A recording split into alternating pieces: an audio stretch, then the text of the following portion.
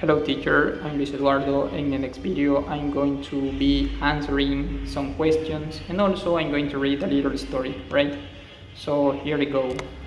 Who is my biggest friend and how did I met him?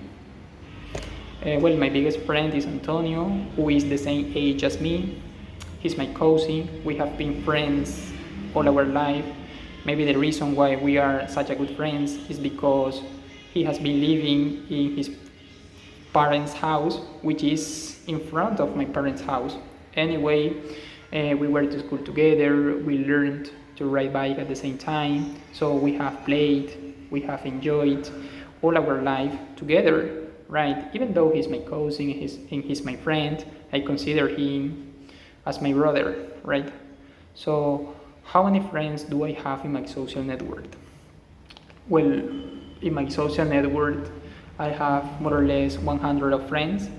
Maybe the number is a little low in relationship with other people. The reason why I don't have so many friends is because I don't like to share my personal life with people who I don't know, right? So I have found out that social networks are full of bad guys. Who were my friends during my growing up? Well, first and foremost, I'm going to tell you that during my life I have got few friends, so in that period of time it was the same. I look back on Antonio, my biggest friend, and also I had other important friend for me whose name is Angie. So during that time we were three guys who were together, taking care each other, right? So do my friends have exciting life?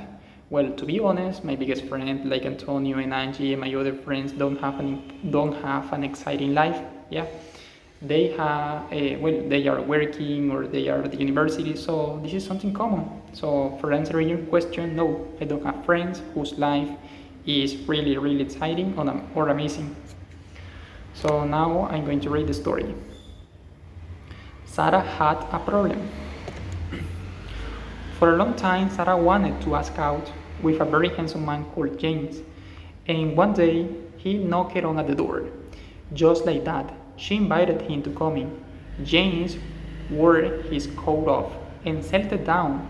Then he explained that while driving past her house, his car gone down. It was outside. Sarah and James could call in a mechanic and she searched up the nearest garage in the phone book. She offered him a cup of tea. He accepted, but then she realized there was no milk. We've stayed without milk, she said, and went out to buy some more. While Sarah was away, the mechanic showed up. He got on with mending the car and James watched. When the car was mended, James got in his car and drove off. In the shop, Sarah suddenly remembered her little baby sister who she was taking care was at home. She rushed back to the house and saw that Jane had left and her little sister was crying inside and she had no keys. Okay, teacher, this has been all my video where I was talking about some questions related to my friendships, and also I read this story. So have a good day, bye bye.